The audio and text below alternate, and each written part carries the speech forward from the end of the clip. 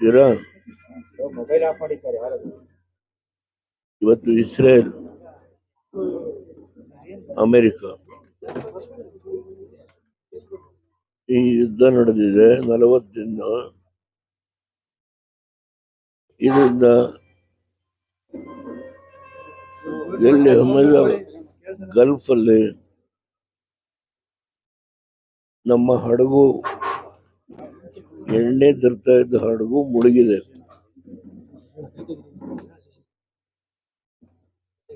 ಅದು ರಾಷ್ಟ್ರೀಯ ಮಟ್ಟದಲ್ಲಿ ನಡ್ತಕ್ಕಂಥ ಘಟನೆಗಳು. ಅದಕ್ಕೆ ಮೋದಿ ಕಾರಣ ಅಲ್ಲ. ಈ 3 ರಾಷ್ಟ್ರಗಳ ಬಗ್ಗೆ ಏನು ಹಿಂದೆಂದೂ ನಾವು ಕಂಡರಿಯದೇ ಇರತಕ್ಕಂಥ ಯುದ್ಧ ಸಮರ ನಡೆದಿದೆಯೋ ಇದ್ರ ಬಗ್ಗೆ ಲಘುವಾಗಿ ನಮ್ಮ ಮುಖ್ಯಮಂತ್ರಿಗಳು ಮಾತನಾಡಿದ್ದಾರೆ. ಅವರ ಜ್ಞಾಪಕಕ್ಕೆ ತಂದು ಕೊಡ್ತಾನೆ. ಕೇವಲ ಬಾಂಗ್ಲಾದೇಶದ ಶೇಖ್ ಮುಜಿಬುರ್ ರೆಹಮಾನ್ ಅವರನ್ನ ಅಧ್ಯಕ್ಷರನ್ನು ಮಾಡೋದಕ್ಕೆ ಬಾಂಗ್ಲಾದೇಶ ಏನು ಮೊದಲು ಪಾಕಿಸ್ತಾನ ಜೊತೆ ಇತ್ತು ಅದನ್ನ ಬೇರ್ಪಡಿಸಿ ಶೇಖ್ ಮುಜಿಬುರ್ ರೆಹಮಾನ್ ಅಧ್ಯಕ್ಷ ಮಾಡಿದ್ರು. ಅವತ್ತು ಜಗಜೀವನ್ ರಾಮ್ ಅವರು ಡಿಫೆನ್ಸ್ ಮಿನಿಸ್ಟರ್. ಇಂದಿರಾ ಗಾಂಧಿಗೆ ರಾಮ್ಲೀಲಾ ಮೈದಾನದಲ್ಲಿ ಸಿದ್ಧದ ಖಡ್ಗ ಕೊಟ್ರು. ಅವತ್ತು ಇಂದಿರಾ ಗಾಂಧಿಯವರು ಏನ್ ಹೇಳಿದ್ರು? ಸಕ್ಕರೆ 1 ಕಿಲೋಗೆ 18 ರೂಪಾಯಿ ಆಯ್ತು. ಸೀಮೆ ಎಣ್ಣೆ 1 ಲೀಟರ್ಗೆ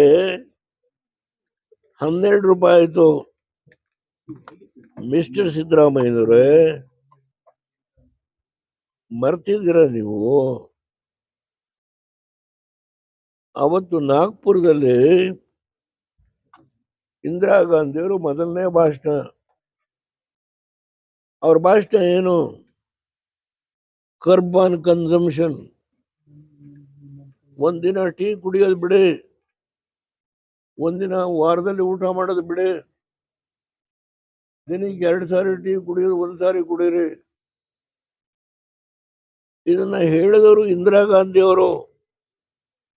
ಕೇವಲ ಒಂದು ರಾಜ್ಯದ ಸಣ್ಣ ಯುದ್ಧ ಬಾಂಗ್ಲಾದೇಶ. ಇದು 40 ದಿನ ನಡೆದಂತ ಘೋರ ಯುದ್ಧ ಇದು. ಈ ಸಂದರ್ಭದಲ್ಲಿ ಪ್ರಧಾನಮಂತ್ರಿಗಳು ಏನ್ ಹೇಳಿದ್ದಾರೆ? ಸ್ವಲ್ಪ ಪೆಟ್ರೋಲು ಡೀಸೆಲ್ ಬಳಸುವಾಗ, ಅಡಿಗೆ ಎಣ್ಣೆ ಬಳಸುವಾಗ ಸ್ವಲ್ಪ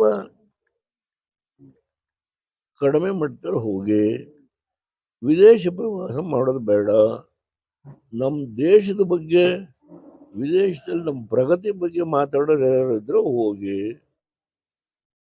ಇದನ್ನೆಲ್ಲ ಹೇಳಿದ್ದಾರೆ. ಇದ್ರ ಬಗ್ಗೆ ಸಿದ್ದರಾಮಯ್ಯರು ಬಹಳ ದೊಡ್ಡ ಪಾಂಡಿತ್ಯ ಅವರಿಗೆ ಮಾತಾಡಿದ್ದಾರೆ.